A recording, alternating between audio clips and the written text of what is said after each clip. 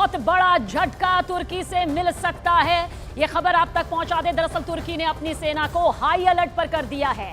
Syria border पर तुर्की और रूस ने जॉइंट पेट्रोलिंग भी शुरू कर दी है। और इससे पहले आपको बता दें कि तुर्की के राष्ट्रपति एर्दोआन कह चुके हैं कि जरूरत पड़ी तो इजराइल को उसके घर में घुस कर मारेंगे। और अब रूस से पक्की दोस्ती दिखाकर तुर्की अमेरिका को बताना चाहता है कि नेटो में सब कुछ ठीक नहीं चल रहा।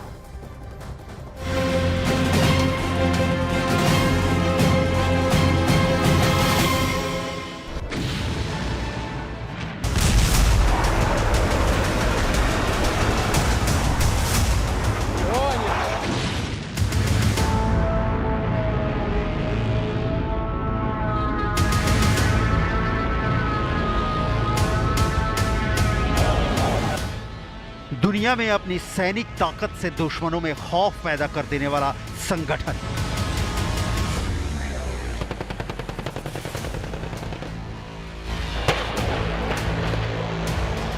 दुनिया के 32 अमीर देशों का सैनिक संगठन। दुनिया भर में हथियारों की सप्लाई करने वाला संगठन।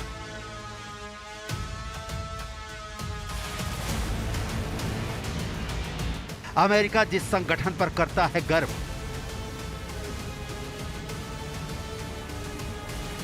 उस संगठन में अब पड़ सकती है फूट।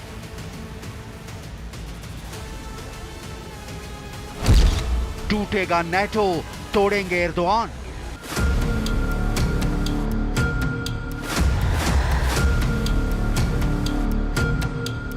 गृह युद्ध की आग में झुलसते देश सीरिया की उत्तरी सीमा पर तुर्की और रूस ने ज्वाइंट पेट्रोलिंग शुरू कर दी है।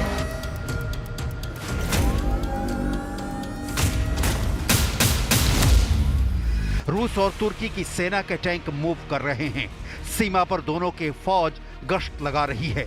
तुर्की खुलकर सीरिया के उस बशर अल असद सरकार के साथ खड़ा हो गया है जिसका विरोध अमेरिका का टॉप एजेंडा है। सवाल है, तुर्की जो कि नेटो का सदस्य देश है, सीरिया के बशर अल असद के समर्थन में और इसके लिए रूस का साथ क्यों दे रहा है?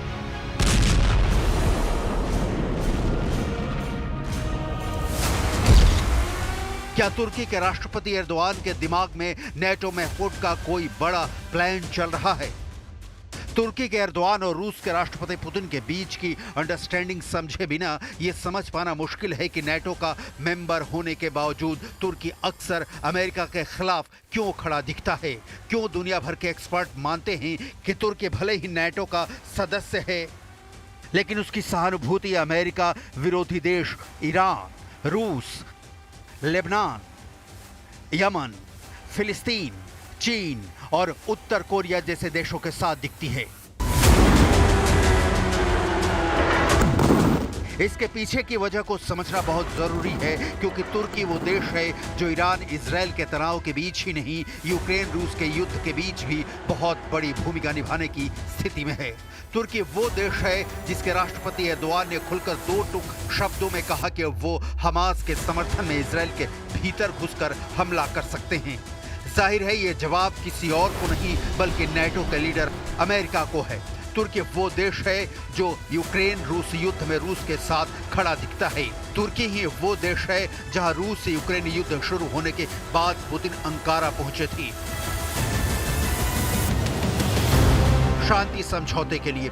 लिहाजा तुर्की के हर कदम पर पूरी दुनिया की नजर होती है। इसलिए तुर्की अगर नए ढंग से रूस के साथ मिलकर सीरिया बॉर्डर पर गश्त लगा रहा है तो खबर बड़ी बन जाती है, क्योंकि तुर्की उसका समर्थन कर रहा है जिसका विरोध नेटो करता है। लिहाजा सवाल उठता है कि क्या टूटेगा नेटो, तोड़ेंगे एर्दोआन? एर्दोआन और पुतिन के बीच जबरदस्त बॉन्डिंग है। इस वक्त रूस को तुर्की जैसे देशों की जरूरत भी बहुत है। तुर्की नेटो के भीतर बैठकर रूस का समर्थन करने वाला अकेला देश है और जो हालात इस समय रूस के कुर्स्क में पैदा हुए हैं उससे एर्दोआन पुतिन के लिए सिर्फ अहम नहीं बल्कि बहुत अहम हो गए हैं। एर्दोआन क्यों नेटो में डाल सकते हैं फूट, इसकी डिटेल दिखाने से पहले रूस के कुर्स्क में क्या चल रहा है देख लेते हैं। यूक्रेनी सेना ने कुर्स्क में बने तीसरे पुल को भी गिरा दिया है। यूक्रेन के वायुसेना कमांडर माइकोला ओलेश्चुक ने इसकी पुष्टि की है। ये सभी पुल कुर्स्क के ग्लुस्कोवस्की जिले में सीम नदी पर बने थे। अल जजीरा के मुताबिक इन सभी पुलों के टूटने से रूस की सप्लाई लाइन पर असर पड़ेगा। सीम नदी पर पहला पुल जिसे शुक्रवार को यूक्रेन की सेना ने उड़ाया, कुर्स्क का दूसरा पुल जिसे यूक्रेनी सेना ने ड्रोन से उड़ाया था, सीम नदी पर रूस का तीसरा पुल जिसे यूक्रेन ने उड़ाया। यूक्रेन के राष्ट्रपति जेलेंस्की का कहना है कि वे कुर्स्क के इलाके पर हमला कर रहे हैं ताकि इसे बफर जोन बनाया जा सके।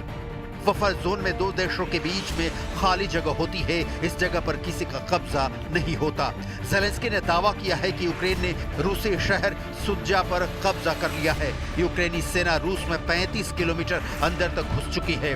जेलेंस्की ने वीडियो संदेश में कहा कि सुज्जा में अब यूक्रेनी मिलिट्री कमांडेंट का सेंटर खुल चुका है।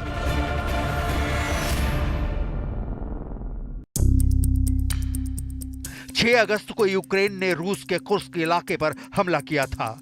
यूक्रेनी सेना ने 15 दिनों में रूस के 92 गांवों पर कब्जा कर लिया है। यूक्रेन के अचानक हमले के बाद 2 लाख से ज्यादा रूसी नागरिकों को अपने घरों से भागने पर मजबूर होना पड़ा है। 2.5 सालों के युद्ध में इस तरह के पलटवार की आशंका पुतिन को शायद ही होगी। पुतिन अपने सैनिक कमांडरों के साथ मीटिंग कर रहे हैं। पुतिन यूक्रेन पर कब्जा करने निकले थे और अब अपनी ही जमीन के लिए लड़ रहे हैं, वो भी अपने से बहुत कमजोर देश यूक्रेन से। क्यों? इसीलिए क्योंकि यूक्रेन जमीन पर बस लड़ता दिख रहा है। उसके पीछे की ताकत वो नेटो है जो हथियार सप्लाई कर रहा है, जो जेलेंस्की को हर संभव मदद कर रहा है। और वो किस लिए? क्योंकि रूस की सीमा से सटे देश यूक्रेन में संगठन का विस्तार हो सके। यूक्रेनी वेबसाइट कीव इंडिपेंडेंट के मुताबिक यूक्रेनी सेना के जनरल स्टाफ ने दावा किया है कि 24 फरवरी 2022 को यूक्रेन पर हमले के बाद से 6,03,000 रूसी सैनिक अपनी जान गंवा चुके हैं। जनरल स्टाफ ने टेलीग्राम पर कहा कि यूक्रेन ने पिछले 2.5 साल में रूस के 8,552 टैंक्स, 16,542 बख्तरबंद गाड़ियां, 17,216 artillery system, 1,166 rocket system, 928 air defence system, 367 हवाई जहाज, 328 हेलीकॉप्टर, 13,902 ड्रोन, 28 जहाज और 1 सबमरीन बर्बाद हो चुके हैं।